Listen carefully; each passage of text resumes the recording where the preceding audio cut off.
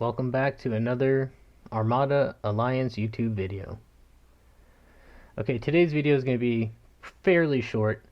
We're just going to be going over a very cool new feature brought to us by Smog Pool, the creators of pool.pm.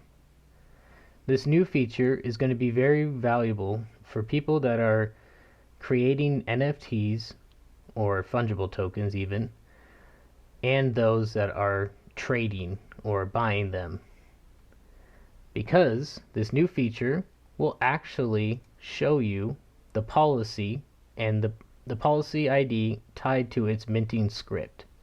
And this is how we can actually determine if you have a non-fungible token that is time lock based, meaning there is no way that this token can ever be recreated or burned or multiples made of it, versus an open policy.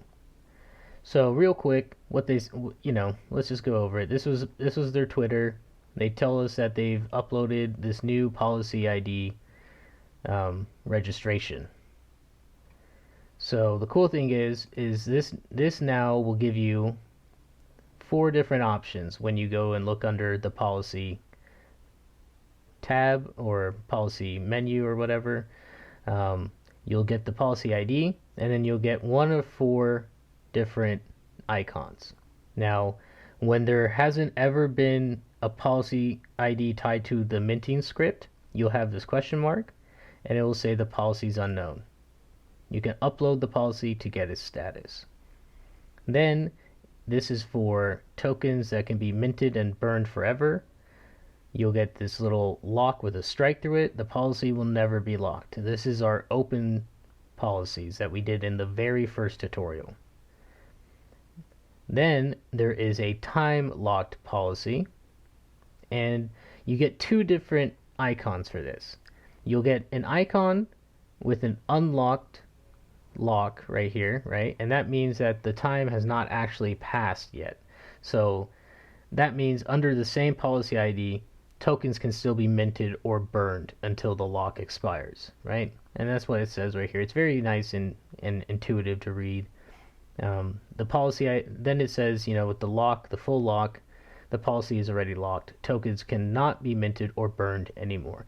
And this is how, whenever you see this, you know you got a unique token. Now, let's go ahead and just run through how to do this. Okay, so let's go and just show you some examples, and we'll go grab go to the Cardano, or sorry, you go here and you go to the tokens tab, and you can see in real time all the tokens being minted on Cardano, right? Now let's just go and grab one of these. I like the crypto nitties. Okay, here's a crypto nitty. Okay, these are pretty cool, right?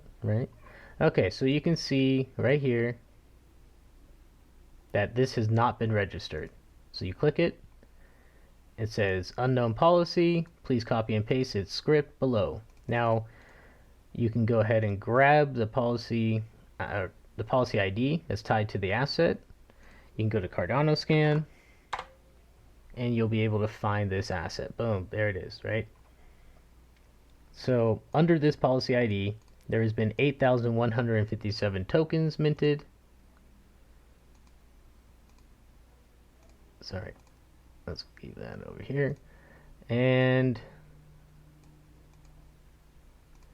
it has not been registered, but let's just make sure I got the right one. It is 206. Yep. Or 026. Yep. Okay, so this is our token that we're looking at. And you can see it has a mint transaction. In the mint transaction, it has metadata. And in here, you'll see that it is a time-locked policy. Now, what you would usually do, I'm not sure how this is going to work.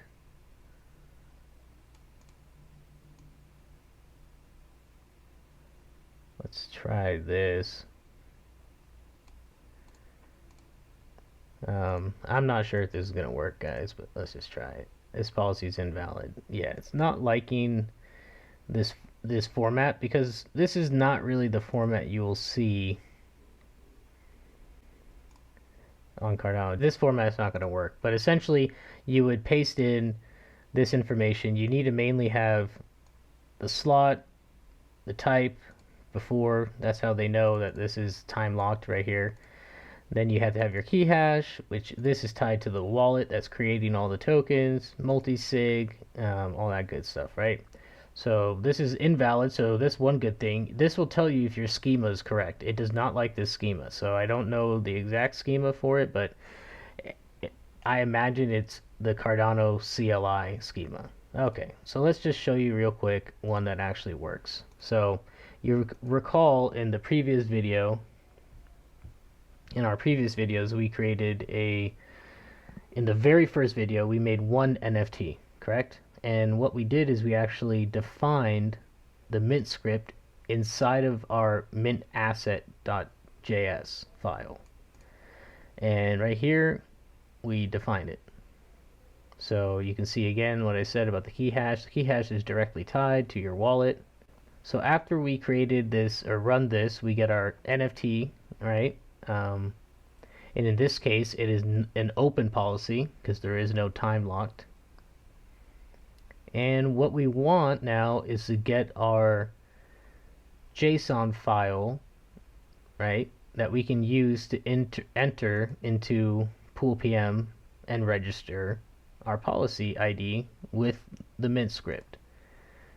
So what we're going to do is this is in the second tutorial, but we need to create a mint policy.js file. Okay? Now, in this, this will be on the GitHub, but essentially, once you run this code right here, it's going to create a file called mint policy.json, right? And it's going to just create the right format that we need to enter. So what we're going to do is we're going to go ahead and get our node source, and we're going to run the create mint policy.js. Okay, so it did it. Now let's see if it outputted it. And here you go, mint policy.json. Boom. This is the format you want. You're going to copy and paste this into pool.pm, and let's show you. Okay, so this is the one that is tied to it. As you can see, I've already done it, but we'll just show you how it's done. So you can see it's right here. But yeah, so now it says it's invalid. You paste it, and boom, policy never locks. Boom, done. And like I said, this one was already registered, so but yeah, so that's it. And now you have your NFT on there. Now, for example, I just want to go over one thing that they kind of talk about here in their Twitter feed that is kind of interesting for people. So you might be asking yourself, why do I care if it's an open policy versus a time lock policy and all these good things, right? Well, here you go. They tell you. If the policy is not locked, a token can be burned only by someone by someone that both control the policy, which is directly tied to the wallet, and actually owns the token. Right? That's the only time you can burn it. So you have to have both conditions. You have to have the policy and the token. So essentially, if the token's still in your wallet, you can burn it, right? If you're the one who created it.